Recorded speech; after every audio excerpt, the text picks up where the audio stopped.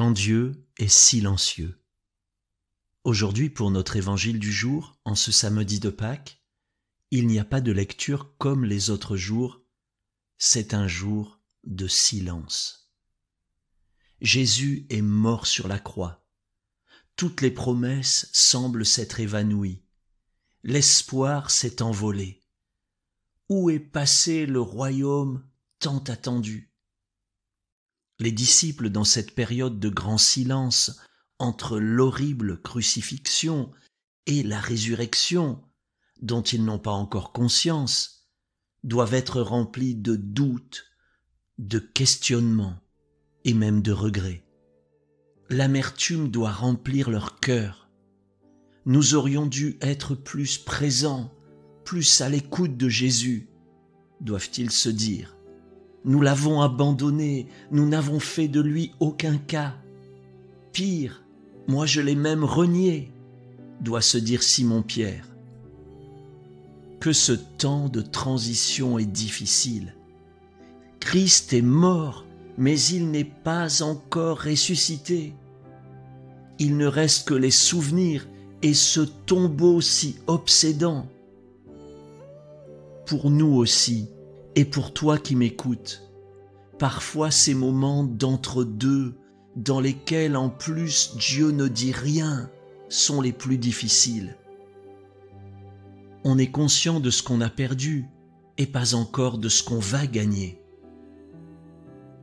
J'ai un ami qui vit une transition comme celle-là. Il a été un pasteur très apprécié et aujourd'hui il n'a plus rien. Il a tout perdu. Il est devant le tombeau de son propre ministère. Mais voilà, la pierre n'a pas encore été roulée. La résurrection n'a pas encore eu lieu. Et Dieu ne lui dit rien sur la prochaine saison. Or, l'espoir fait vivre, mais le désespoir fait mourir à petit feu. Pourtant, je crois et je sais qu'il ne faut jamais mettre un point final là où Dieu n'a mis qu'une virgule ou qu'une parenthèse. Peut-être sens-tu que ta vie est entre parenthèses justement. Dieu est silencieux. Le tombeau de tes espérances est là devant toi et il est loin d'être vide. Ta vie est un peu comme un samedi de Pâques. Mais le dimanche arrive, la vie va triompher. Reste dans la foi, ne baisse pas les bras. Mon juste vivra, oui, il vivra par sa foi, a dit le Seigneur dans Habacuc au chapitre 2 et au verset 4. Tu vas vivre et tu raconteras les merveilles du Seigneur. Si aujourd'hui Dieu est silencieux, il ne demeurera pas toujours dans le silence. Dieu parlera et la chose arrivera. Il l'ordonnera et elle existera. Amen.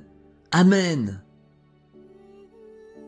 Je te remercie de m'avoir écouté et je prie pour toi. Même si je ne te vois pas, je t'apprécie et je t'aime de l'amour du Seigneur. On est ensemble. Si cette méditation t'a encouragé, pense à la partager autour de toi.